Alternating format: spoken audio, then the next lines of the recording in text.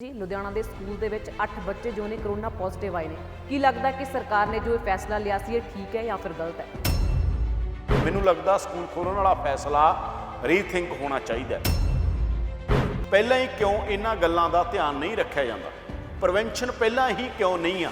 ਸਿਆਸੀ ਪਾਰਟੀਆਂ ਹੀ ਇਸ ਮਸਲੇ ਦੇ ਉੱਤੇ ਗੰਭੀਰ ਨਹੀਂ ਆ। ਕਰੋਨਾ ਦੀ ਪੂਰੀ ਪੀਕ, ਕਰੋਨਾ ਦੇ ਬਾਰੇ ਇੰਨਾ ਬੁਰਾ ਹਾਲ ਹੋਇਆ ਹੋਇਆ ਸੀ, ਟਰੰਪ ਉਹਨਾਂ ਨਾਲ ਮੋਦੀ ਘੁੰਮ ਰਹੇ ਸੀ, ਲੱਖਾਂ ਦੇ ਇਕੱਠ ਹੋ ਰਹੇ ਸੀਗੇ। ਬੰਗਾਲ ਦੇ ਅੰਦਰ ਚੋਣਾਂ ਸੀ, ਕਰੋਨਾ ਸਿਖਰ ਤੇ ਸੀ, ਕਿਸੇ ਨੇ ਪਰਵਾਹ ਨਹੀਂ ਕੀਤੀ। ਕਰੋਨਾ ਸਿਖਰ ਤੇ ਸੀਗਾ ਪਰ ਵੱਡੇ ਵੱਡੇ ਕੁੰਭ ਮੇਲੇ ਲੱਗਦੇ ਰਹੇ, ਉਹਨਾਂ ਦੇ ਉੱਤੇ ਕੋਈ ਮਨਾਹੀ ਨਹੀਂ ਸੀ। ਪਹਿਲੀ ਵੇਵ 'ਚ ਵੀ ਇਹ ਹੋਇਆ, ਦੂਜੀ ਵੇਵ 'ਚ ਵੀ ਆਪਾਂ ਦੇਖਿਆ ਕੋਈ ਇੰਤਜ਼ਾਮ ਨਹੀਂ ਸੀ। ਲੋਕ ਵਿਚਾਰੇ ਆਕਸੀਜਨ ਕੰਨਿਓ ਤੜਫ ਤੜਫ ਕੇ ਮਰ ਗਏ। ਪਾਰਲੀਮੈਂਟ ਜਦੋਂ ਪੁੱਛਿਆ ਗਿਆ ਕਹਿੰਦੇ ਜੀ ਆਕਸੀਜਨ ਕੋਈ ਮੌਤ ਹੀ ਨਹੀਂ ਹੋਈ, ਕਿਉਂਕਿ ਮੌਤ ਨੂੰ ਕਿਸੇ ਹੋਰ ਖਾਤੇ ਪਾ ਦਿਓ। ਹੁਣ ਤੀਜੀ ਵੇਵ ਆ, ਆਰਾਮ ਨਾਲ ਸਾਰੇ ਬੈਠੇ ਨੇ। ਕੋਈ ਤਿਆਰੀਆਂ ਤੁਸੀਂ ਮੈਨੂੰ ਦੱਸ ਦਿਓ, ਕੋਈ ਇੱਕ ਤਿਆਰੀ ਆਪਾਂ ਦੇਖ ਰਹੀ ਹੋਈ, ਕੋਈ ਖਬਰ ਪੜ੍ਹ ਰਹੀ ਹੋਈ ਹੈ? ਸਾਡੀਆਂ ਸਰਕਾਰਾਂ ਕੀ ਕਰ ਰਹੀਆਂ ਨੇ? ਪੋਲੀਟਿਕਸ। ਸਭ ਨੂੰ ਚੋਣਾਂ ਦੀ ਪਈ ਹੋਈ ਹੈ, ਚਾਹੇ ਕੈਪਟਨ ਸਰਕਾਰ ਹੋਵੇ, ਮੋਦੀ ਸਰਕਾਰ ਹੋਵੇ, ਕੇਜਰੀਵਾਲ ਹੋਵੇ, ਮਮਤਾ ਹੋਵੇ, ਕੋਈ ਹੈ। ਅੱਜ ਮਮਤਾ ਆਪਾਂ ਦੇਖ ਰਹੇ ਤ੍ਰਿਪੁਰਾ ਫਿਰ ਰਹੇ ਸੀ। ਸਾਡੇ ਤਾਂ ਇੱਥੇ ਹਸਪੀਟਲ ਸਰਕਾਰੀ ਖਤਮ ਕੀਤੇ ਜਾ ਰਹੇ ਆ, ਸਰਕਾਰਾਂ ਬਜਟ ਖਤਮ ਕਰ ਰਹੀਆਂ ਨੇ, ਪਬਲਿਕ ਹੈਲਥ ਦਾ ਇਹਨਾਂ ਨੇ ਭੱਠਾ ਬਿਠਾਤਾ। ਔਰ ਦੁਨੀਆ ਭਰ ਦੇ ਵਿਗਿਆਨੀ ਇਹ ਗੱਲ ਕਹਿ ਰਹੇ ਨੇ ਕਿ ਆਉਣ ਵਾਲੇ ਦਿਨਾਂ ਦੇ ਅੰਦਰ ਬਹੁਤ ਵੱਡੇ ਪੱਧਰ ਤੇ ਮਹਾਮਾਰੀਆਂ ਫੈਲਣ ਜਾ ਰਹੀਆਂ ਨੇ, ਕਿਉਂਕਿ ਜਿਸ ਤਰੀਕੇ ਨਾਲ ਅਸੀਂ ਪੂਰੀ ਇਕੋਲੋਜੀ ਨੂੰ ਤਬਾਹ ਕੀਤਾ, ਵਾਤਾਵਰਨ ਨੂੰ ਤਬਾਹ ਕੀਤਾ, ਜਿਸ ਤਰੀਕੇ ਦੇ ਨਾਲ ਅਸੀਂ ਮਾਸ ਦੇ ਬਾਰੇ ਉਹ ਕਹਿ ਰਹੇ ਨੇ, ਜਿਸ ਦੇ ਨਾਲ ਪਾਪੂਲੇਸ਼ਨ ਵੱਧ ਰਹੀ ਹੈ, ਜਿਸ ਤਰੀਕੇ ਨਾਲ ਦੁਨੀਆ ਦੇ ਉੱਤੇ ਮਾਸ ਖਾਧਾ ਜਾ ਰਿਹਾ, ਇਹਦੇ ਨਾਲ ਵੀ ਬਹੁਤ ਵੱਡੇ ਪੱਧਰ ਦੇ ਉੱਤੇ ਬਿਮਾਰੀਆਂ ਜਿਹੜੀਆਂ ਜਨਮ ਲੈ ਰਹੀਆਂ। ਕੁਦਰਤ ਦਾ ਢਾਂਚਾ ਕਿਵੇਂ ਠੀਕ ਹੋਵੇ, ਸਾਡਾ ਪੂਰਾ ਇਕੋਸਿਸਟਮ ਕਿਵੇਂ ਠੀਕ ਹੋਵੇ, ਸਾਡੇ এনवायरमेंट ਤੇ ਕੰਮ ਕਿਵੇਂ ਹੋਵੇ, ਉਹਦੇ ਤੇ ਸਰਕਾਰਾਂ ਨੇ ਕੋਈ ਧਿਆਨ ਨਹੀਂ ਦਿੱਤਾ। ਕੀ ਲੱਗਦਾ ਕਿ ਸਰਕਾਰਾਂ ਲੋਕਾਂ ਨੂੰ ਮਰਨ ਲਈ ਕਿਉਂ ਛੱਡ ਦਿੰਦੀਆਂ ਨੇ? ਕਿਉਂ ਜਿਹੜੇ ਨੇ ਸਿਹਤ ਦੇ ਬਜਟ ਉਹ ਘਟਦੇ ਜਾ ਰਹੇ ਆ, ਉਹਦੇ ਤੇ ਧਿਆਨ ਨਹੀਂ ਦਿੱਤਾ ਜਾ ਰਿਹਾ? ਉਹਦੇ 'ਚੋਂ ਸਰਕਾਰਾਂ ਸਰਕਾਰੀ ਪ੍ਰਾਪਰਟੀਆਂ ਵੇਚਣ ਲੱਗ ਗਈਆਂ। ਪੰਜਾਬ 'ਚ ਦੇਖ ਲਓ ਤੁਸੀਂ, ਨਹਿਰੀ ਵਿਭਾਗ ਤੋਂ ਲੈ ਕੇ ਸਾਰੀਆਂ ਸਰਕਾਰੀ ਪ੍ਰਾਪਰਟੀਆਂ ਵੇਚਤੀਆਂ ਸਰਕਾਰਾਂ।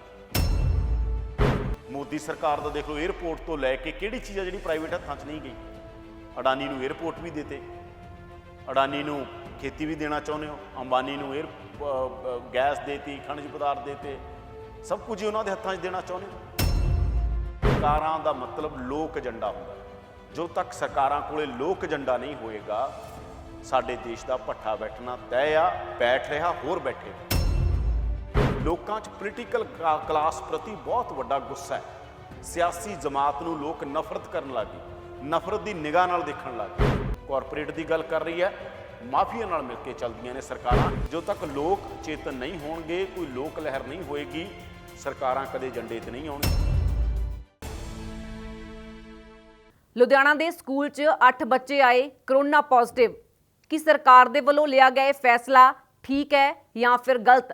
ਕਿਹਾ ਜਾ ਰਿਹਾ ਕਿ ਕਰੋਨਾ ਦੀ ਤੀਜੀ ਲਹਿਰ ਵੀ ਆਏਗੀ। ਇਸ ਨੂੰ ਲੈ ਕੇ ਸਰਕਾਰ ਦੀਆਂ ਤਿਆਰੀਆਂ ਕੀ ਨੇ? ਇਸੇ ਹੀ ਮੁੱਦੇ ਨੂੰ ਡੀਕੋਡ ਕਰਦੇ ਹਾਂ ਸਾਡੇ ਖਾਸ ਪ੍ਰੋਗਰਾਮ ਰਾਜਨੀਤੀ ਡੀਕੋਡ ਦੇ ਵਿੱਚ, ਤੇ ਗੱਲਬਾਤ ਕਰਦੇ ਹਾਂ ਪ੍ਰੋ ਪੰਜਾਬ ਟੀਵੀ ਦੇ ਸੰਪਾਦਕ ਯਾਦਵਿੰਦਰ ਸਿੰਘ ਹੁਣਾਂ ਦੇ ਨਾਲ। ਤਾਂ ਯਾਦਵਿੰਦਰ ਜੀ, ਲੁਧਿਆਣਾ ਦੇ ਸਕੂਲ ਦੇ ਵਿੱਚ 8 ਬੱਚੇ ਜੋ ਨੇ ਕਰੋਨਾ ਪੋਜ਼ਿਟਿਵ ਆਏ ਨੇ। ਕੀ ਲੱਗਦਾ ਕਿ ਸਰਕਾਰ ਨੇ ਜੋ ਇਹ ਫੈਸਲਾ ਲਿਆ ਸੀ ਇਹ ਠੀਕ ਹੈ ਜਾਂ ਫਿਰ ਗਲਤ ਹੈ? ਦੇਖੋ, ਸਰਕਾਰਾਂ ਪਤਾ ਨਹੀਂ ਕੀ ਸੋਚ ਕੇ ਫੈਸਲੇ ਲੈਂਦੀਆਂ ਨੇ। ਠੀਕ ਆ, ਬਹੁਤ ਸਾਰੀ ਡਿਸਕਸ਼ਨ ਹੋ ਰਹੀ ਹੈ ਕਿ ਬੱਚੇ ਘਰਾਂ 'ਚ ਨੇ, ਪਰ ਸਭ ਤੋਂ ਪਹਿਲਾਂ ਤਾਂ ਬਿਮਾਰੀ ਹੈ, ਸਭ ਤੋਂ ਪਹਿਲਾਂ ਤਾਂ ਕਿਸੇ ਦੀ ਸਿਹਤ ਹੈ, ਸਭ ਤੋਂ ਪਹਿਲਾਂ ਕਿਸੇ ਦੀ ਜ਼ਿੰਦਗੀ ਹੈ, ਉਸ ਤੋਂ ਬਾਅਦ ਪੜ੍ਹਾਈ ਹੈ। ਮਤਲਬ ਪੜ੍ਹਾਈ ਇਹ ਤਾਂ ਨਹੀਂਗਾ ਕਿ ਪੜ੍ਹਾਈ ਇੰਪੋਰਟੈਂਟ ਆ ਜਾਂ ਸਿਹਤ ਇੰਪੋਰਟੈਂਟ ਆ। ਜਦੋਂ ਪੜ੍ਹਾਈ ਤੇ ਸਿਹਤ 'ਚੋਂ ਚੁਣਨਾ ਪਊ ਤਾਂ ਅਸੀਂ ਸਿਹਤ ਨੂੰ ਚੁਣਾਂਗੇ, ਪੜ੍ਹਾਈ ਬਾਅਦ 'ਚੋਂ ਚੁਣਾਂਗੇ, ਪਹਿਲਾਂ ਸਿਹਤ ਨੂੰ ਚੁਣਾਂਗੇ। ਜੇ ਤੰਦਰੁਸਤ ਰਹੋਗੇ ਤਾਂ ਹੀ ਪੜ੍ਹੋਗੇ, ਤਾਂ ਹੀ ਨੌਕਰੀਆਂ ਕਰੋਗੇ, ਤਾਂ ਹੀ ਕੋਈ ਕੰਮ ਕਰੋਗੇ। ਇਸ ਕਰਕੇ ਸਰਕਾਰ ਨੇ ਪਤਾ ਨਹੀਂ ਕੀ ਸੋਚ ਕੇ ਫੈਸਲਾ ਲਿਆ, ਔਰ ਇਹ ਇੰਡੀਕੇਟ ਕਰਦਾ ਕਿਉਂਕਿ ਜਿਹੜੇ ਖਾਸ ਤੌਰ ਤੇ ਛੋਟੇ ਬੱਚੇ ਨੇ, ਉਹਨਾਂ ਕੋਈ ਦੂਜਾ ਤਾਂ ਸੋਸ਼ਲ ਡਿਸਟੈਂਸਿੰਗ ਰੱਖ ਸਕਦਾ, ਧਿਆਨ ਰੱਖ ਸਕਦਾ। ਜਿਹੜੇ ਬੱਚੇ ਨੇ, ਮੰਨ ਲਓ ਜੇ ਆਪਾਂ ਕਹੀਏ ਨਰਸਰੀ ਤੋਂ ਲੈ ਕੇ +2 ਤੱਕ ਵੀ ਕਹਿ ਦਈਏ, ਇਹ ਉਮਰ ਦੇ ਅੰਦਰ ਕੋਈ ਬਹੁਤ ਜ਼ਿਆਦਾ ਕੌਨਸ਼ੀਅਸਨੈਸ ਤੁਹਾਡੇ 'ਚ ਨਹੀਂ ਹੁੰਦੀਗੀ ਕਿ ਤੁਸੀਂ ਬਹੁਤ ਜ਼ਿਆਦਾ ਜ਼ਿੰਮੇਵਾਰ ਹੋਵੋਗੇ। ਜਦੋਂ ਬੰਦਾ ਮੈਚਿਓਰ ਹੋ ਜਾਂਦਾ ਗਾ ਕਾਲਜ 'ਚ, ਯੂਨੀਵਰਸਿਟੀ 'ਚ, ਉਦੋਂ ਇੱਕ ਜ਼ਿੰਮੇਵਾਰੀ ਦੇ ਨਾਲ ਉਹ ਵਿਚਰ ਸਕਦਾ, ਉਹਨੂੰ ਪਤਾ ਹੋ ਸਕਦਾ। ਪਰ ਜਿਸ ਤਰੀਕੇ ਦੇ ਨਾਲ ਸਕੂਲ ਖੋਲ੍ਹੇ ਗਏ ਨੇ, ਮੈਨੂੰ ਲੱਗਦਾ ਸਕੂਲ ਖੋਲ੍ਹਣ ਵਾਲਾ ਫੈਸਲਾ ਰੀਥਿੰਕ ਹੋਣਾ ਚਾਹੀਦਾ। ਪੂਰੀ ਦੁਨੀਆ ਦੇ ਅੰਦਰ ਵੀ ਹੋਇਆ, ਇਹ ਦੇਸ਼ 'ਚ ਵੀ ਹੋਇਆ, ਇਹ ਨਹੀਂ ਕਿ ਇਕੱਲੇ ਪੰਜਾਬ 'ਚ ਹੋਇਆ। ਪਰ ਸਭ ਤੋਂ ਪਹਿਲਾਂ ਚੀਜ਼ਾਂ ਦਾ ਧਿਆਨ ਰੱਖਣ ਦੀ ਲੋੜ ਆ। ਇਹ ਵੀ ਇੱਕ ਸਵਾਲ ਆ ਸਾਡੇ ਸਾਰਿਆਂ ਲਈ ਕਿ ਜਿਹੜੇ ਇਹ ਜਨਰੇਸ਼ਨ ਦੇ ਬੱਚੇ ਨੇ, ਉਹਨਾਂ ਦੀ ਜਿਹੜੀ ਗਰੋਥ ਹੈਗੀ, ਸੋਸ਼ਲ ਗਰੋਥ ਖਾਸ ਤੌਰ ਦੇ ਉੱਤੇ, ਕਿਉਂਕਿ ਸਕੂਲ ਕੀ ਸਿਖਾਉਂਦਾ ਤੁਹਾਨੂੰ? ਸਕੂਲ 'ਚ ਪੜ੍ਹਨਾ ਇੰਪੋਰਟੈਂਟ ਨਹੀਂ ਹੁੰਦਾ, ਪੜ੍ਹਨਾ ਤਾਂ ਹੈਗਾ ਹੀ ਹੈਗਾ, ਕਿਤਾਬਾਂ ਤੇ ਰੱਟੇ ਬਹਿ ਕੇ ਤਾਂ ਜਿੱਥੇ ਮਰਜ਼ੀ ਮਾਰੇ ਜਾ ਸਕਦੇ ਨੇ। ਸਕੂਲ 'ਚ ਵੀ ਕਈ ਵਾਰ ਰੱਟੇ ਵੱਜਦੇ ਨੇ। ਮੈਂ ਅਕਸਰ ਕਹਿਣਾ ਹੁੰਦਾ ਕਿ ਸਾਡੀ ਐਜੂਕੇਸ਼ਨ ਨਹੀਂ, ਇਹ ਟ੍ਰੇਨਿੰਗ ਆ, ਸਿਖਲਾਈ ਹੈ। ਇੱਥੇ ਨੌਲੇਜ ਨਹੀਂ ਹੁੰਦੀ, ਸਿਰਫ ਟ੍ਰੇਨਿੰਗ ਹੁੰਦੀ ਹੈਗੀ। ਐਜੂਕੇਸ਼ਨ ਦੇ ਨਾਲ ਲੋਕ ਐਜੂਕੇਟ ਹੁੰਦੇ ਨੇ, ਸਾਡੇ ਇੱਥੇ ਟ੍ਰੇਨਿੰਗ ਹੁੰਦੀ ਹੈ। ਪਰ ਉਹਦੇ ਬਾਵਜੂਦ ਵੀ ਤੁਹਾਡੀ ਇੱਕ ਸੋਸ਼ਲ ਗਰੋਥ ਹੁੰਦੀ ਹੈ, ਤੁਸੀਂ ਵਿਚਰਨਾ ਸਿੱਖਦੇ ਹੋ, ਬੈਠਣਾ ਉੱਠਣਾ ਸਿੱਖਦੇ ਹੋ, ਗੱਲ ਕਰਨਾ ਸਿੱਖਦੇ ਹੋ, ਕੀ ਤੁਹਾਡੀ ਭਾਸ਼ਾ ਹੋਵੇ ਨਾ ਹੋਵੇ ਇਹ ਸਿੱਖਦੇ ਹੋ, ਤੁਹਾਡਾ ਸਮਾਜੀਕਰਨ ਹੁੰਦਾ ਹੈਗਾ। ਉਹ ਠੀਕ ਹੈਗਾ ਕਿ ਇਸ ਪੱਖ ਦੇ ਉੱਤੋਂ ਬਹੁਤ ਸਾਰੀਆਂ ਚੀਜ਼ਾਂ ਬਾਰੇ ਦੁਨੀਆ ਭਰ ਸੋਚਿਆ ਜਾ ਰਿਹਾ, ਪਰ ਸਭ ਤੋਂ ਖਤਰਨਾਕ ਗੱਲ ਇਹ ਹੈ ਕਿ ਜਿਸ ਤਰੀਕੇ ਦੇ ਨਾਲ ਇਹ ਕੇਸ ਆਏ ਨੇ, ਆਪਾਂ ਦੇਖਿਆ ਪਿਛਲੀ ਵੇਵ ਦੇ ਅੰਦਰ ਕਿੰਨੀਆਂ ਮੌਤਾਂ ਹੋਈਆਂ ਨੇ।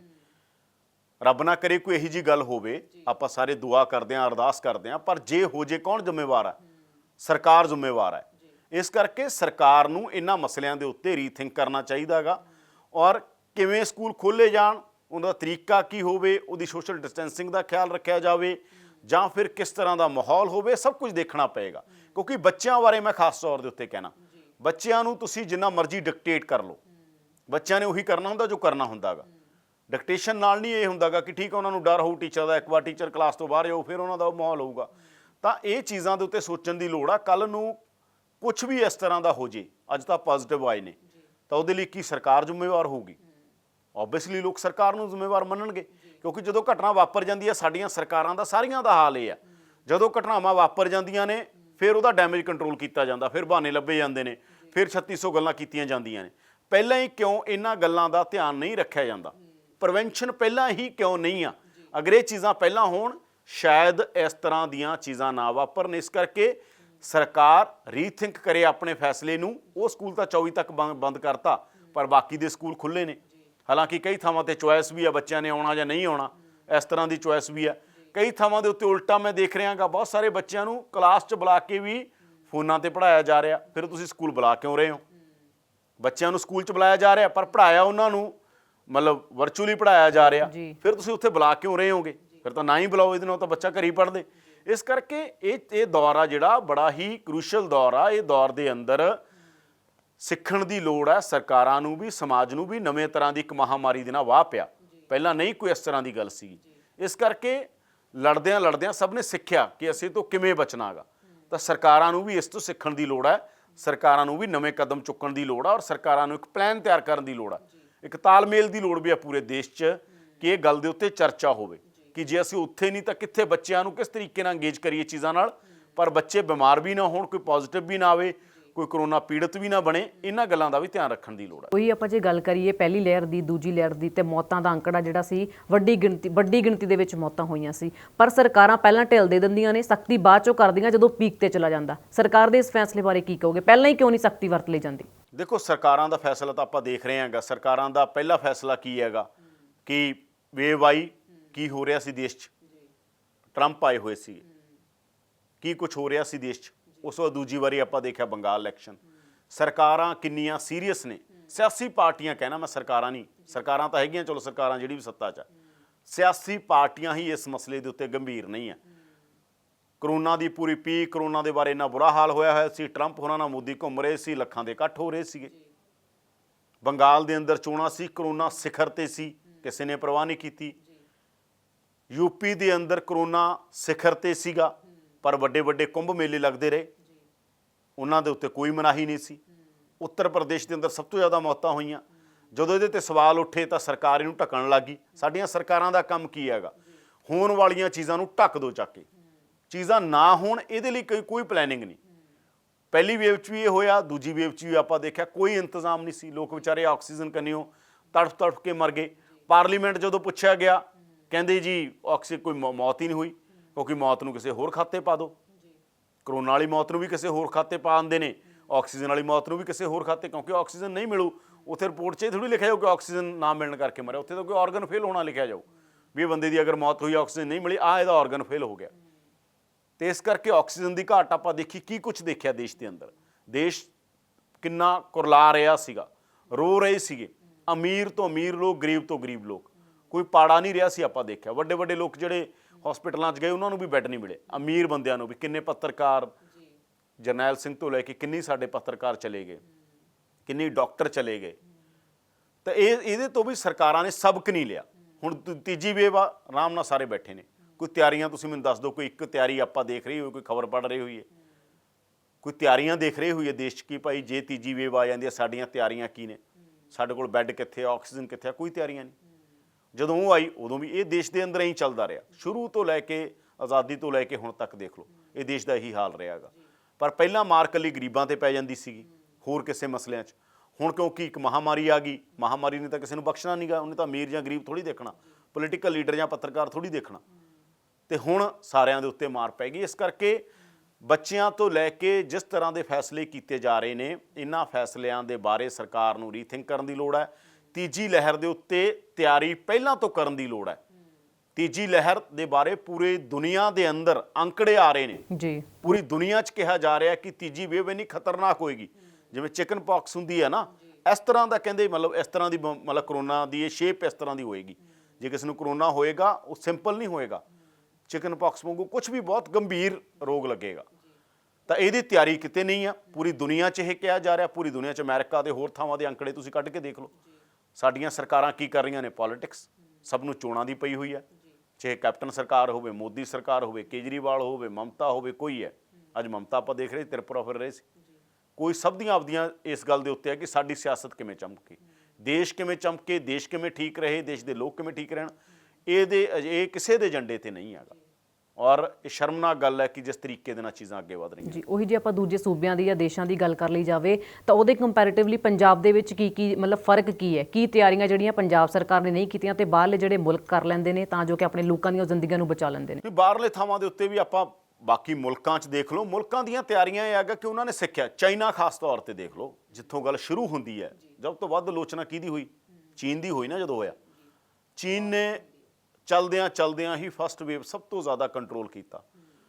ਉਹਨਾਂ ਨੇ ਇਨਫਰਾਸਟ੍ਰਕਚਰ ਦੇਖੋ, ਉਹਨਾਂ ਨੇ ਹਸਪੀਟਲ ਖੋਲ੍ਹਤੇ।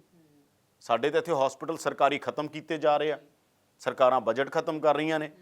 ਪਬਲਿਕ ਹੈਲਥ ਦਾ ਇਹਨਾਂ ਨੇ ਭੱਠਾ ਬਿਠਾਤਾ, ਪਬਲਿਕ ਐਜੂਕੇਸ਼ਨ ਦਾ ਵੀ, ਯਾਨੀ ਸਰਕਾਰੀ ਜਿਹੜੀ ਹੈ ਉਹ ਖੇਤਰ ਨੂੰ ਮਾਰਿਆ ਗਾ ਸਾਡੀਆਂ ਸਰਕਾਰਾਂ ਨੇ ਪਿਛਲੇ ਦੌਰ 'ਚ। ਤੇ ਚੀਨ ਦੀ ਸਰਕਾਰ ਨੇ ਤਾਂ ਬਹੁਤ ਵੱਡੇ ਪੱਧਰ ਤੇ ਖੋਲ੍ਹੇ। ਹੋਰ ਮੁਲਕਾਂ ਦੇ ਅੰਦਰ ਵੀ ਅਸੀਂ ਦੇਖਿਆ, ਹਾਲਾਂਕਿ ਮਹਾਮਾਰੀ ਕਿਸੇ ਦੇ ਵੱਸ ਨਹੀਂ ਹੁੰਦੀ, ਆਪਾਂ ਮੰਨ ਸਕਦੇ ਹਾਂ, ਪਰ ਤੁਹਾਡੇ ਇੰਤਜ਼ਾਮ ਤਾਂ ਘੱਟੋ ਘੱਟ ਹੋਣੇ ਚਾਹੀਦੇ ਨੇ। ਇੰਨਾ ਬੁਰਾ ਹਾਲ ਤਾਂ ਨਾ ਹੋਵੇ ਕਿ ਆਕਸੀਜਨ ਵੱਲੋਂ ਤੜਫ ਜਾਣ ਲੋਕ। ਇੰਨਾ ਬੁਰਾ ਹਾਲ ਹੋਇਆ ਨਾ ਸਾਡੇ ਮੁਲਕ 'ਚ, ਤਾਂ ਹੋਰ ਕਿਤੇ ਤਾਂ ਨਹੀਂ ਹੋਇਆ ਹੈਗਾ। ਹੋਰਾਂ ਥਾਵਾਂ ਦੇ ਉੱਤੇ ਵੀ ਕਰੋਨਾ ਦੀ ਦੂਜੀ ਵੇਵ ਸੀ, ਡੈਥ ਵੀ ਹੋਈਆਂ ਲੋਕਾਂ ਦੀਆਂ, ਸਭ ਕੁਝ ਹੋਇਆ, ਪਰ ਇੰਨਾ ਬੁਰਾ ਹਾਲ ਨਹੀਂ ਹੋਇਆ ਜਿੰਨਾ ਪਹਿਲੀ ਵੇਵ ਵੇਲੇ ਬਾਕੀ ਮੁਲਕਾਂ 'ਚ ਬੁਰਾ ਹਾਲ ਸੀਗਾ। ਉਦੋਂ ਤਾਂ ਮਹਾਮਾਰੀ ਆਈ, ਉਹਨਾਂ ਨੇ ਦੂਜੀ ਵਾਰ ਸਿੱਖ ਲਿਆ। ਸਾਡੇ ਇੱਥੇ ਨਾ ਦੂਜੀ ਵਾਰ, ਨਾ ਤੀਜੀ ਵਾਰ, ਨਾ ਚੌਥੀ ਵਾਰ, ਨਾ ਪੰਜਵੀਂ ਵਾਰ, ਕੋਈ ਸਿੱਖਦਾ ਹੀ ਨਹੀਂ ਹੈਗਾ। ਬਾਕੀ ਸੂਬਿਆਂ ਦੇ ਅੰਦਰ ਵੀ ਆਪਾਂ ਗੱਲ ਕਰੀਏ, ਸੂਬਿਆਂ 'ਚ ਕੁਝ ਸੂਬਿਆਂ ਨੇ ਜ਼ਰੂਰ, ਜਿਵੇਂ ਕੇਰਲ ਦੀ ਐਗਜ਼ਾਮਪਲ ਆ, ਕੇਰਲਾ ਨੇ ਬਹੁਤ ਵਧੀਆ ਕੰਮ ਕੀਤਾ ਗਾ। ਕਈ ਹੋਰ ਸੂਬਿਆਂ ਨੇ ਵੀ ਕੁਝ ਨੇ ਕਦਮ ਚੁੱਕੇ, ਪਰ ਬਾਕੀਆਂ ਦਾ ਹਾਲ ਉਹੀ ਹੈਗਾ। ਔਰ ਇਹ ਸੂਬਿਆਂ ਦੀ ਇਕੱਲੀ ਕਹਾਣੀ ਨਹੀਂ ਹੈ, ਕੇਂਦਰ ਸਰਕਾਰ ਵੀ ਇਹਦੇ 'ਚ ਬਹੁਤ ਵੱਡੀ ਇਨਵੋਲਵਮੈਂਟ ਆ। ਕੇਂਦਰ ਸਰਕਾਰ ਜਦੋਂ ਤੱਕ ਇੱਕ ਦੇਸ਼ ਦਾ ਹੋਲਿਸਟਿਕ ਪਲਾਨ ਨਹੀਂ ਬਣਾਏਗੀ, ਇੱਕ ਵੱਡਾ ਪਲਾਨ ਦੇਸ਼ ਦਾ ਨਹੀਂ ਬਣਾਏਗੀ, ਕਹੀ ਜੀ ਨੀਤੀ ਨਹੀਂ ਹੋਏਗੀ ਕਿ ਭਾਈ ਕੋਈ ਵੀ ਮਹਾਮਾਰੀ, ਇੱਕ ਮਹਾਮਾਰੀ ਤੋਂ ਅਸੀਂ ਸਿੱਖ ਲਿਆ, ਔਰ ਦੁਨੀਆ ਭਰ ਦੇ ਵਿਗਿਆਨੀ ਇਹ ਗੱਲ ਕਹਿ ਰਹੇ ਨੇ ਕਿ ਆਉਣ ਵਾਲੇ ਦਿਨਾਂ ਦੇ ਅੰਦਰ ਬਹੁਤ ਵੱਡੇ ਪੱਧਰ ਤੇ ਮਹਾਮਾਰੀਆਂ ਫੈਲਣ ਜਾ ਰਹੀਆਂ ਨੇ।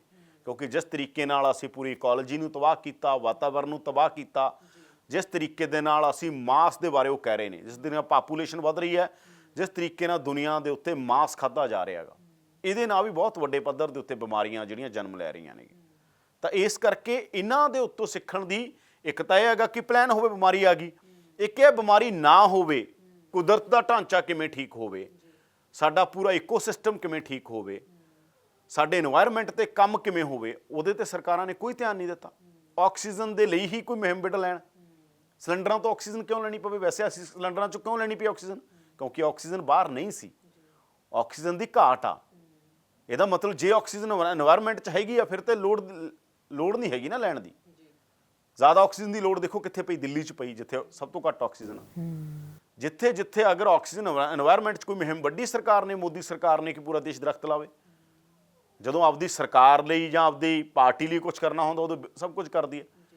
ਕਿ ਕੈਪਟਨ ਸਰਕਾਰ ਨੇ, ਕੇਜਰੀਵਾਲ ਸਰਕਾਰ ਨੇ, ਮੋਦੀ ਸਰਕਾਰ ਨੇ, ਮਮਤਾ ਨੇ, ਕਿਸੇ ਨੇ ਕੋਈ ਦੇਸ਼ 'ਚ ਮੁਹਿੰਮ ਵਿੱਢੀ ਕਿ এনवायरमेंट ਬਚਾਈਏ? ਜਿਵੇਂ ਇੰਟਰਨੈਸ਼ਨਲ এনवायरमेंट ਸਮਿਟ ਹੁੰਦੀਆਂ ਨੇ, ਦੇਸ਼ 'ਚ ਨਹੀਂ ਹੋਣੀ ਚਾਹੀਦੀ ਸੀ ਕਿ ਯਾਰ ਆਕਸੀਜਨ ਕੰਨਿਓ ਮਰ ਗਿਆ ਇਹ ਦੇਸ਼, ਪਾਣੀ ਕੰਨਿਓ ਮਰ ਰਿਹਾ ਇਹ ਦੇਸ਼, ਸਾਡਾ ਤਬਾਹ ਹੋ ਰਹੇ ਨੇ, ਪਹਾੜਾਂ ਦੇ ਅੰਦਰ ਕੀ ਕੁਝ ਹੋ ਰਿਹਾ ਹੈਗਾ। ਇਹ ਜਿਹੜੀਆਂ ਤਬਾਹੀਆਂ ਮਚ ਰਹੀਆਂ, ਇਹਨਾਂ ਤੇ ਕੋਈ ਸੀਰੀਅਸ ਡਿਸਕਸ਼ਨ ਹੈ ਸਰਕਾਰਾਂ ਦੇ ਅੰਦਰ ਨਹੀਂ ਹੈਗੀ। ਇਸੇ ਕਰਕੇ ਦੇਸ਼ ਦਾ ਲਗਾਤਾਰ ਬੇੜਾ ਗਰਕ ਹੋ ਰਿਹਾ, ਕਿਉਂਕਿ ਸਰਕਾਰਾਂ ਆਈ ਚਲਾਈ ਕਰਦੀਆਂ ਨੇ ਵੀ ਹੁਣ ਹੋ ਗਿਆ ਬਸ ਨਿਕਲ ਗਿਆ ਸਮਾਂ, ਤਾਂ ਜਦੋਂ ਅਗਲਾ ਉਹ ਦੇਖਾਂਗੇ।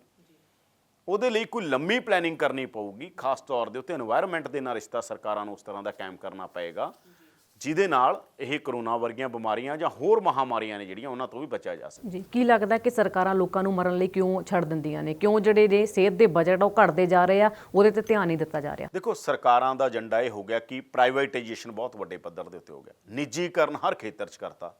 ਨਿੱਜੀਕਰਨ ਨਾ ਕਰੋ ਇਹ ਕੋਈ ਨਹੀਂ ਕਹਿੰਦਾ, ਕਰੋ, ਕੋਈ ਨਾ ਨਿੱਜੀਕਰਨ ਵੀ ਕਰ ਲਓ ਤੁਸੀਂ, ਪਰ ਪਬਲਿਕ ਹੈਲਥ ਤੁਸੀਂ ਸਟੇਟ ਕਿਸ ਗੱਲ ਦੇ ਲਈ ਬਣਾਉਂਦੇ ਹੋ? ਵੈਲਫੇਅਰ ਸਟੇਟ ਦਾ ਕਨਸੈਪਟ ਇਹ ਆ ਕਿ ਆਪਣੇ ਲੋਕਾਂ ਨੂੰ ਐਜੂਕੇਸ਼ਨ ਹੈਲਥ ਮੁਫਤ ਵਾਂਗੂ ਦੇਣਾ। ਸਰਕਾਰਾਂ ਮੁਨਾਫੇ ਲਈ ਨਹੀਂ ਬਣਦੀਆਂ ਕਿ ਸਰਕਾਰਾਂ ਨੇ ਮੁਨਾਫਾ ਬਣਾਉਣਾ ਗਾ, ਸਰਕਾਰਾਂ ਲੋਕਾਂ ਦੇ ਭਲੇ ਲਈ ਹੁੰਦੀਆਂ ਨੇ। ਸਰਕਾਰਾਂ ਲੋਕ ਤਾਂ ਚੁਣਦੇ ਨੇ ਕਿ ਸਾਡੀ ਸੁਰੱਖਿਆ, ਸਾਡੀ ਹੈਲਥ, ਸਾਡੀ ਐਜੂਕੇਸ਼ਨ, ਸਾਡਾ ਹਾਲ ਚਾਲ ਪੁੱਛਣ ਵਾਲਾ ਕੋਈ ਹੋਵੇ। ਇਸ ਕਰਕੇ ਨਹੀਂ ਚੁਣਦੇ ਕਿ ਸਰਕਾਰਾਂ ਅਡਾਨੀ ਬਾਨੀ ਵਾਂਗੂ ਮੁਨਾਫੇ ਕਮਾਉਣ ਲੱਗ ਜਾਣ। ਸਾਡੀਆਂ ਸਰਕਾਰਾਂ ਪਿਛਲੇ ਦੌਰ ਦੇ ਅੰਦਰ ਇਕਨੋਮਿਕ ਤੌਰ ਦੇ ਉੱਤੇ ਬਹੁਤ ਵੱਡਾ ਜਿਹੜਾ ਕ੍ਰਾਈਸਿਸ ਪੈਦਾ ਹੋਇਆ, ਉਹਦੇ 'ਚੋਂ ਸਰਕਾਰਾਂ ਸਰਕਾਰੀ ਪ੍ਰਾਪਰਟੀਆਂ ਵੇਚਣ ਲੱਗ ਗਈਆਂ। ਪੰਜਾਬ 'ਚ ਦੇਖ ਲਓ ਤੁਸੀਂ, ਨਹਿਰੀ ਵਿਭਾਗ ਤੋਂ ਲੈ ਕੇ ਸਾਰੀਆਂ ਸਰਕਾਰੀ ਪ੍ਰਾਪਰਟੀਆਂ ਵੇਚਤੀਆਂ ਸਰਕਾਰਾਂ ਨੇ। ਮੋਦੀ ਸਰਕਾਰ ਦਾ ਦੇਖ ਲਓ, ਏਅਰਪੋਰਟ ਤੋਂ ਲੈ ਕੇ ਕਿਹੜੀ ਚੀਜ਼ ਆ ਜਿਹੜੀ ਪ੍ਰਾਈਵੇਟ ਹੱਥਾਂ 'ਚ ਨਹੀਂ ਗਈ। ਅਡਾਨੀ ਨੂੰ ਏਅਰਪੋਰਟ ਵੀ ਦੇਤੇ, ਅਡਾਨੀ ਨੂੰ ਖੇਤੀ ਵੀ ਦੇਣਾ ਚਾਹੁੰਦੇ ਹੋ, ਅੰਬਾਨੀ ਨੂੰ ਗੈਸ ਦੇਤੀ, ਖਣਿਜ ਪਦਾਰਥ ਦੇਤੇ, ਸਭ ਕੁਝ ਹੀ ਉਹਨਾਂ ਦੇ ਹੱਥਾਂ 'ਚ ਦੇਣਾ ਚਾਹੁੰਦੇ ਹੋ। ਤਾਂ ਉਹਦੇ ਨਾਲ ਫਿਰ ਇੱਕ ਗਰੀਬ ਬੰਦਾ ਜਿਹੜਾ ਗਰੀਬਾਂ 'ਚੋਂ ਵਿਚਾਰਾ ਸਭ ਤੋਂ ਗਰੀਬ ਆ, ਵੈਸੇ ਕੋਈ ਮੈਂ ਕਹਿੰਦਾ ਚੰਗਾ ਭਲਾ ਬੰਦਾ, ਮਿਡਲ ਕਲਾਸ, ਕਿਸੇ ਹਸਪੀਟਲ ਚਲੇ ਜਾਓ, ਤੁਹਾਡਾ ਮੁੜ ਕੇ ਸਾਰੀ ਜ਼ਿੰਦਗੀ ਲੋਟ ਨਹੀਂ ਆਉਂਦਾ ਕੰਮ। ਯਾਨੀ ਤੁਹਾਡਾ 20 30 50 ਲੱਖ ਕਿਸੇ ਦਾ ਖਰਚ ਹੋ ਜੇ ਹਸਪਤਾਲ 'ਚ, ਮੁੜ ਕੇ ਬਚਦਾ ਕਿਸੇ ਕੋਲ ਕੁਝ। ਇਸ ਕਰਕੇ ਇਹ ਚੀਜ਼ਾਂ ਦੇ ਬਾਰੇ ਸਰਕਾਰਾਂ ਸਾਡੀਆਂ ਲੋਕਾਂ ਦੇ ਏਜੰਡੇ ਤੋਂ ਪਰਾਂ ਹੋ ਕੇ ਕਾਰਪੋਰੇਟ ਦਾ ਏਜੰਡਾ ਤੈਅ ਕਰਨ ਲੱਗ ਗਈਆਂ। ਕਾਰਪੋਰੇਟ ਪੱਖੀ ਹੋ ਗਈਆਂ, ਲੋਕ ਪੱਖੀ ਨਾ ਹੋ ਕੇ। ਲੋਕਾਂ ਦਾ ਧਿਆਨ ਰੱਖਣ ਤਾਂ ਨੀਤੀਆਂ ਵੀ ਉਹ ਬਣਨਗੀਆਂ। ਜਦੋਂ ਲੋਕਾਂ ਦਾ ਧਿਆਨ ਹੀ ਨਹੀਂ ਰੱਖਣਾ ਤਾਂ ਫਿਰ ਇਸ ਤਰ੍ਹਾਂ ਦਾ ਨੁਕਸਾਨ ਹੁੰਦਾ, ਪਹਿਲਾਂ ਵੀ ਹੋਇਆ ਤੇ ਹੁਣ ਵੀ ਹੋ ਰਿਹਾ ਜੀ। ਕੀ ਲੱਗਦਾ ਕਿ ਸਰਕਾਰਾਂ ਸਬਕ ਸਿੱਖ ਲੈਣਗੀਆਂ? ਪਹਿਲੀ ਤੇ ਦੂਜੀ ਲਹਿਰ ਤਾਂ ਜਿਹੜੀ ਉਹਨਾਂ ਨਜਿੱਠਣ 'ਚ ਨਾਕਾਮਯਾਬ ਰਹੀਆਂ ਸੀ, ਤੀਜੀ ਲਹਿਰ ਲਈ ਸਰਕਾਰਾਂ ਤਿਆਰੀ ਕਰ ਲੈਣਗੀਆਂ? ਜੇ ਤਿਆਰੀ ਕਰਨੀ ਚਾਹੀਦੀ ਹੈਗੀ, ਅਸੀਂ ਕੋਈ ਨਾਮੀਦੀ ਹੁਣੇ ਨਹੀਂ ਜ਼ਾਹਿਰ ਕਰਦੇ ਕਿ ਸਰਕਾਰਾਂ ਮਤਲਬ ਨਾਮੀਦੀ ਸਾਨੂੰ ਕਰਨੀ, ਸਾਡੀਆਂ ਹੀ ਸਰਕਾਰਾਂ ਨੇ, ਅਸੀਂ ਚੁਣਦੇ ਇਹਨਾਂ ਸਰਕਾਰਾਂ ਨੂੰ, ਪਰ ਦਿਖਦਾ ਕਿਤੇ, ਨਜ਼ਰ ਕਿਤੇ ਨਹੀਂ ਆ ਰਿਹਾ। ਮੈਂ ਕਹਿ ਰਿਹਾ ਨਾ, ਕਿਤੇ ਕੋਈ ਖਬਰ ਨਜ਼ਰ ਆ ਰਹੀ ਹੋ, ਕਿਤੇ ਕੰਮ ਨਜ਼ਰ ਆ ਰਿਹਾ ਹੋਵੇ। ਤੀਜੀ ਲਹਿਰ ਤੋਂ ਪਹਿਲਾਂ ਕੋਈ ਇੰਤਜ਼ਾਮ ਹੋਣ, ਕੋਈ ਨਵੇਂ ਜਦੋਂ ਆ ਜਾਂਦਾ ਗਾ ਫਿਰ ਕੋਈ ਨਵੇਂ ਐਕਸਪੈਰੀਮੈਂਟ ਕਿਸੇ ਮੈਡੀਸਨ ਦੇ ਉੱਤੇ ਹੋਵੇ, ਲੋਕਾਂ 'ਚ ਹੋਣ, ਲੋਕਾਂ ਦੀ ਇੱਕ ਲਹਿਰ ਹੋਵੇ, ਭਾਈ ਜੇ ਚੀਜ਼ਾਂ ਅੱਗੇ ਬਹੁਤ ਮਹਾਮਾਰੀ ਹੈ, ਬਹੁਤ ਭੈੜੀ ਆ, ਤੀਜਾ ਜਿਹੜਾ ਡੈਲਟਾ ਕਿਹਾ ਜਾ ਰਿਹਾ ਹੋਰ ਵੀ ਜਿਹੜੀ ਆ ਹੋਰ ਵੀ ਖਤਰਨਾਕ ਹੈ, ਹੋਰ ਵੀ ਖਤਰਨਾਕ ਹੋਊ ਤਾਂ ਉਹਨੂੰ ਕਿਵੇਂ ਉਹਦੇ ਨਾਲ ਨਜਿੱਠਣਾ ਗਾ, ਇਹਦੀ ਕੋਈ ਟ੍ਰੇਨਿੰਗ, ਇਹਦਾ ਕੋਈ ਵੈਸੇ ਇੱਕ ਲੋਕ ਲਹਿਰ ਹੋਵੇ, ਸਰਕਾਰ ਲਹਿਰ ਚਲਾਵੇ ਲੋਕਾਂ 'ਚ। ਸਰਕਾਰ ਲੋਕਾਂ 'ਚ ਲਹਿਰ ਚਲਾਉਣ ਦਾ ਮਤਲਬ ਬਹੁਤ ਤਰੀਕੇ ਹੁੰਦੇ ਨੇ, ਮੈਸੇਜ ਦੇ ਜ਼ਰੀਏ ਚਲਾਵੇ, ਲੋਕਾਂ ਦੇ ਗੁਰਦੁਆਰਿਆਂ ਦੇ ਜ਼ਰੀਏ ਚਲਾਵੇ, ਧਾਰਮਿਕ ਸਥਾਨਾਂ ਦੇ ਜ਼ਰੀਏ ਚਲਾਵੇ, ਧਾਰਮਿਕ ਆਗੂਆਂ ਦੇ ਜ਼ਰੀਏ ਚਲਾਵੇ, NGOs ਦੇ ਜ਼ਰੀਏ ਚਲਾਵੇ। ਕਿਤੇ ਨਜ਼ਰ ਨਹੀਂ ਆਉਂਦਾ ਕਿਉਂਕਿ ਸਰਕਾਰਾਂ ਤਾਂ ਕੰਮ ਹੀ ਹੋਰ ਲੱਗੀਆਂ ਹੋਈਆਂ ਨੇ। ਜਿਹੜਾ ਲੋਕਾਂ ਦਾ ਕੰਮ ਹੈ ਸਰਕਾਰਾਂ ਉਹ ਨਹੀਂ ਕਰ ਰਹੀਆਂ, ਸਰਕਾਰਾਂ ਤੇ ਕੰਮ ਹੀ ਹੋਰਾਂ 'ਚ ਲੱਗੀਆਂ। ਜਾਂ ਤਾਂ ਚੋਣਾਂ ਉਹਨਾਂ ਨੂੰ ਦਿਖਦੀਆਂ ਨੇ ਜਾਂ ਉਹਨਾਂ ਨੂੰ ਕਾਰਪੋਰੇਟ ਦਿਖਦਾ, ਹੋਰ ਕੋਈ ਦਿਖਦਾ ਹੀ ਨਹੀਂਗਾ। ਲੋਕ ਦੇਖਣੋਂ ਬੰਦ ਹੋ ਗਏ ਸਰਕਾਰਾਂ ਨੂੰ, ਕਾਰਪੋਰੇਟ ਦਿਖ ਰਿਹਾ ਹੈਗਾ ਤੇ ਸਰਕਾਰਾਂ ਨੂੰ ਨਾਲ ਦਿਖ ਰਹੇ ਨੇ ਇਸ ਤਰ੍ਹਾਂ ਦੇ ਲੋਕ ਜਿਹੜੇ ਨਹੀਂ ਮਤਲਬ ਜਿਨ੍ਹਾਂ ਦੇ ਲਈ ਨਿੱਜੀ ਬਸ ਵੀ ਨਿੱਜੀ ਤੌਰ ਦੇ ਉੱਤੇ ਇਹਨਾਂ ਦੀ ਮਦਦ ਕਰ ਦਿਓ। ਇਸ ਕਰਕੇ ਸਰਕਾਰਾਂ ਦੇ ਏਜੰਡੇ ਤੇ ਜੇ ਲੋਕਾਂ ਦਾ ਏਜੰਡਾ ਨਹੀਂ ਹੋਊਗਾ, ਸਰਕਾਰਾਂ ਦਾ ਮਤਲਬ ਲੋਕ ਏਜੰਡਾ ਹੁੰਦਾ। ਜਦੋਂ ਤੱਕ ਸਰਕਾਰਾਂ ਕੋਲੇ ਲੋਕ ਏਜੰਡਾ ਨਹੀਂ ਹੋਏਗਾ, ਸਾਡੇ ਦੇਸ਼ ਦਾ ਭੱਠਾ ਬੈਠਣਾ ਤੈਅ ਆ, ਬੈਠ ਰਿਹਾ ਹੋਰ ਬੈਠੇਗਾ ਜੀ। ਸਰਕਾਰਾਂ ਗੰਭੀਰ ਨਹੀਂ ਹੈ, ਸਰਕਾਰਾਂ ਦੇ ਔਰ ਮੈਂ ਹੋਰ ਦੱਸਦਾ, ਆਉਣ ਵਾਲੇ ਸਮੇਂ 'ਚ ਸਰਕਾਰਾਂ ਲਈ ਮੁਸ਼ਕਲ ਹੋ ਜਾਏਗਾ, ਪੋਲੀਟੀਕਲ ਪਾਰਟੀਆਂ ਲਈ। ਆ ਜਿਹੜਾ ਪਿੰਡਾਂ 'ਚ ਵੜਨ ਨਹੀਂ ਨਾ ਦਿੰਦੇ, ਇਸ ਕਰਕੇ ਨਹੀਂ ਹੈਗਾ ਇਕੱਲਾ ਕਿ ਕਿਸਾਨ ਅੰਦੋਲਨ, ਲੋਕਾਂ 'ਚ ਪੋਲੀਟੀਕਲ ਕਲਾਸ ਪ੍ਰਤੀ ਬਹੁਤ ਵੱਡਾ ਗੁੱਸਾ ਹੈ। ਸਿਆਸੀ ਜਮਾਤ ਨੂੰ ਲੋਕ ਨਫ਼ਰਤ ਕਰਨ ਲੱਗ ਗਏ, ਨਫ਼ਰਤ ਦੀ ਨਿਗਾਹ ਨਾਲ ਦੇਖਣ ਲੱਗ ਗਏ। ਕਿਉਂ ਦੇਖਣ ਲੱਗ ਗਏ? ਕਿਉਂਕਿ ਚੁਣ ਕੇ ਆਉਂਦੇ ਨੇ ਜਦੋਂ ਲੋਕਾਂ ਲਈ ਕੰਮ ਨਹੀਂ ਕਰਦੇ, ਕਾਰਪੋਰੇਟ ਲਈ ਕੰਮ ਕਰਦੇ ਨੇ, ਅਮੀਰ ਲੋਕਾਂ ਲਈ ਕੰਮ ਕਰਦੇ ਨੇ, ਆਮ ਲੋਕਾਂ ਦੀ ਸਾਰ ਨਹੀਂ ਲੈਂਦੇ। ਜਿਸ ਕਰਕੇ ਆ ਜਿਹੜੇ ਘਰਾਓ ਹੁੰਦੇ ਨੇ ਦੇਸ਼ ਭਰ 'ਚ, ਕਦੇ ਤੋਮਰ ਤੁਸੀਂ ਦੇਖੋ ਨਾ, ਇਹ ਇਕੱਲਾ ਇੱਕ ਕਿਸਾਨ ਅੰਦੋਲਨ ਨਹੀਂ ਆ, ਇਹ ਲੋਕਾਂ ਦੀ ਜਿਹੜਾ ਗੁੱਸਾ ਇਹ ਬਹੁਤ ਸਾਰਾ ਮਿਲ ਕੇ ਬਣਿਆ ਹੋਇਆ ਹੈਗਾ। ਪਿਛਲੇ ਸਾਲਾਂ ਜਿਸ ਤਰ੍ਹਾਂ ਬੇਰੁਜ਼ਗਾਰੀ ਆਪਾਂ ਦੇਖ ਰਹੇ ਹਾਂ ਵਧੀ ਹੈਗੀ, ਗਰੀਬੀ, ਬੇਰੁਜ਼ਗਾਰੀ, ਅਮੀਰੀ ਗਰੀਬੀ ਵਾਲਾ ਪਾੜਾ ਕਿੰਨਾ ਵੱਧ ਰਿਹਾ ਹੈਗਾ। ਥੋੜ੍ਹੇ ਜਿਹੇ ਲੋਕਾਂ ਕੋਲੇ, ਚੰਦ ਲੋਕਾਂ ਕੋਲੇ ਦੇਸ਼ ਦੀ 80-90% ਪੂੰਜੀ ਜਾ ਰਹੀ ਹੈ, 80-90% ਲੋਕਾਂ ਕੋਲੇ ਸਿਰਫ 10% ਜਾ ਰਹੀ ਹੈ। ਇਹ ਹਾਲ ਹੈ ਇਸ ਦੇਸ਼ ਦਾ, ਤੇ ਸਰਕਾਰਾਂ ਉਹਨਾਂ ਨਾਲ ਮਿਲ ਜਾਂਦੀਆਂ ਨੇ। ਉਹ ਮਾਫੀਆ ਨਾਲ ਮਿਲ ਜਾਂਦੀਆਂ ਨੇ, ਕਾਰਪੋਰੇਟਰ ਨਾਲ ਮਿਲ ਜਾਂਦੀਆਂ ਨੇ, ਮਿਲ ਕੇ ਪੈਸੇ ਬਣਾਉਂਦੀਆਂ ਨੇ ਤੇ ਕੰਮ ਕਰਦੀਆਂ। ਇਹੀ ਨਤੀਜਾ ਕੀ ਕਦੇ ਕਰੋਨਾ ਆ ਜਾਊ ਤਾਂ ਵੀ ਸਰਕਾਰ ਨੇ ਸਾਰ ਨਹੀਂ ਲੈਣੀ, ਹੜ੍ਹ ਆ ਜਾਣਗੇ ਤਾਂ ਵੀ ਸਰਕਾਰ ਨੇ ਸਾਰ ਨਹੀਂ ਲੈਣੀ, ਬੇਰੁਜ਼ਗਾਰ ਹੋਣਗੇ ਤਾਂ ਵੀ ਸਰਕਾਰ ਨੇ ਸਾਰ ਨਹੀਂ ਲੈਣੀ। ਇਸ ਕਰਕੇ ਜਦੋਂ ਚੋਣਾਂ ਆਉਂਦੀਆਂ ਨੇ, ਉਦੋਂ ਹੁਣ 5 ਰਾਜਾਂ ਦੀਆਂ ਚੋਣਾਂ ਆ ਰਹੀਆਂ ਨੇ, ਲੋਕ ਉਦੋਂ ਇਹਨਾਂ ਦੇ ਉੱਤੇ ਪ੍ਰੈਸ਼ਰ ਬਿਲਡ ਕਰਨ। ਜਦੋਂ ਤੱਕ ਲੋਕ ਚੇਤਨ ਨਹੀਂ ਹੋਣਗੇ, ਕੋਈ ਲੋਕ ਲਹਿਰ ਨਹੀਂ ਹੋਏਗੀ, ਸਰਕਾਰਾਂ ਕਦੇ ਏਜੰਡੇ ਤੇ ਨਹੀਂ ਆਉਣਗੀਆਂ। ਸਰਕਾਰਾਂ ਭੱਜ ਕੇ ਏਜੰਡੇ ਤੇ ਆ ਜਾਣਗੀਆਂ ਜਦੋਂ ਲੋਕਾਂ ਦੀ ਲਹਿਰ ਹੋਏਗੀ, ਲੋਕਾਂ ਚੇਤਨਾ ਹੋਏਗੀ, ਲੋਕਾਂ ਦੀ ਗੱਲ ਸਰਕਾਰ ਨੂੰ ਕਰਨੀ ਪਏਗੀ। ਅੱਜ ਸਰਕਾਰ ਲੋਕਾਂ ਦੀ ਗੱਲ ਨਹੀਂ ਕਰ ਰਹੀ, ਕਾਰਪੋਰੇਟ ਦੀ ਗੱਲ ਕਰ ਰਹੀ ਹੈ, ਮਾਫੀਆ ਨਾਲ ਮਿਲ ਕੇ ਚੱਲਦੀਆਂ ਨੇ ਸਰਕਾਰਾਂ। ਇਸੇ ਕਰਕੇ ਲੋਕਾਂ ਦਾ ਇਹ ਹਾਲ ਹੈ। ਤਾਂ ਕਰੋਨਾ ਦੀ ਪਹਿਲੀ ਤੇ ਦੂਜੀ ਲਹਿਰ ਦੇ ਵਿੱਚ ਮੌਤਾਂ ਦੇ ਵੱਡੇ ਅੰਕੜੇ ਸਾਹਮਣੇ ਆਏ ਸੀ। ਸਰਕਾਰਾਂ ਨੂੰ ਇਸ ਤੋਂ ਸਬਕ ਲੈਂਦੇ ਹੋਏ ਕਿਹਾ ਜਾ ਰਿਹਾ ਕਿ ਤੀਜੀ ਲਹਿਰ ਵੀ ਆਵੇਗੀ, ਜਿਸ ਦੇ ਲਈ ਤਿਆਰੀ ਕਰ ਲੈਣੀ ਚਾਹੀਦੀ ਹੈ ਤਾਂ ਜੋ ਕਿ ਲੋਕਾਂ ਦੀਆਂ ਜ਼ਿੰਦਗੀਆਂ ਨੂੰ ਬਚਾਇਆ ਜਾ ਸਕੇ।